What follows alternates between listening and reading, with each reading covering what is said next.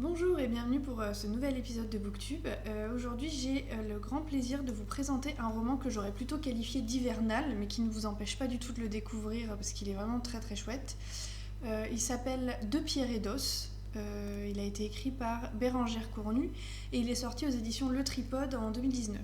Et pour info, il a eu le prix du roman Fnac en 2019. Voilà. Bérengère Cournu avait déjà écrit un livre qui nous plongeait dans la culture des Indiens, Hopi.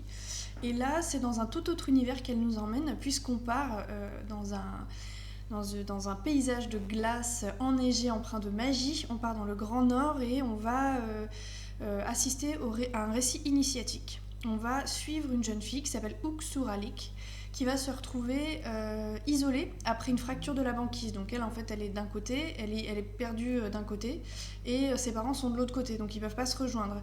Et à partir de ce moment-là, elle va être obligée de survivre comme elle peut, en interagissant perpétuellement avec son environnement, avec les protagonistes humains, animaliers ou les esprits qu'elle rencontre. C'est vraiment un roman d'apprentissage très très chouette qui change un peu, comme je l'avais déjà dit pour un autre bouquin de la sélection des Booktube, ça change vraiment parce que ça part dans la culture inuite et ça veut une immersion un petit peu différente de ce qu'on pourrait imaginer, qui balaye un petit peu les clichés habituels qu'on peut avoir sur les Esquimaux et les trucs assez réducteurs qu'on peut penser. C'est vraiment une espèce de symphonie mystique. Et les êtres vivants se répondent, interagissent entre eux, ils s'écoutent à travers des rites chamaniques qui sont documentés et qui sont très très intéressants à voir.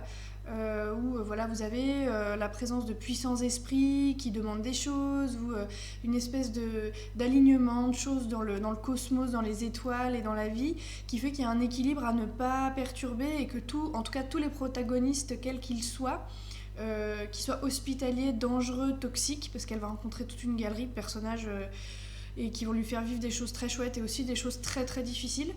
Et en tout cas, tout le monde a conscience un petit peu de cette chose au-dessus de tout, de cet environnement qui fait que voilà, il y a un équilibre qui ne doit pas se perdre, quoi. Donc tout au long de sa vie, on va suivre cette jeune fille tout au long de sa vie. Elle va être bercée par les chants rituels de circonstances qui vont ponctuer le récit. Donc vous allez avoir régulièrement les protagonistes qui vont communiquer et faire des chants spontanés ou des choses rituelles pour communiquer sur un sujet, pour aider quelqu'un, pour faire une prière, pour animer les soirs de veillée autour du feu. Voilà, c'est vraiment très très présent dans le bouquin, c'est pas du tout anecdotique et c'est très bien amené.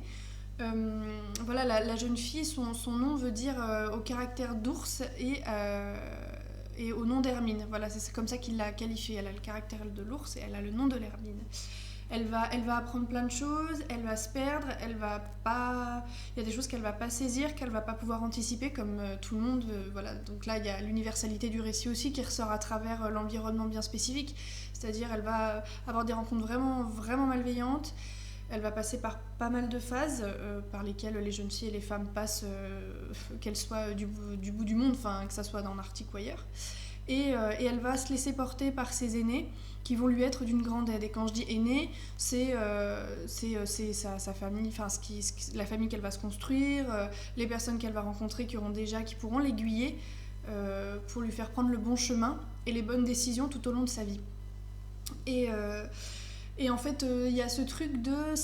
Elle a toujours, malgré les épreuves, cette espèce de constance paisible, et une détermination sans pareil, une foi inébranlable en la certitude de l'équilibre naturel des choses, qui passe par les coutumes, les rituels et les croyances inuites.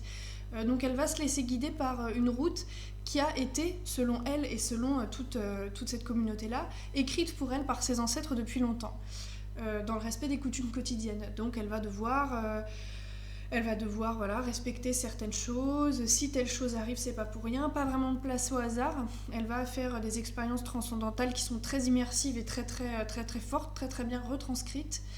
Et voilà, c'est ces chants que vous allez découvrir dans ce paysage vraiment de glace qui va vous emporter, cette espèce de silence respectueux, de silence voilà, vraiment animiste presque, où vous sentez la présence des esprits qui peuvent se cacher au milieu de la neige à travers un animal ou se porter derrière quelqu'un de malveillant, voilà, qui va... C'est vraiment des choses qui vont résonner de façon très poétique. Pareil, tous les petits chants qui ponctuent toute cette lecture, ça va vraiment résonner comme des poèmes.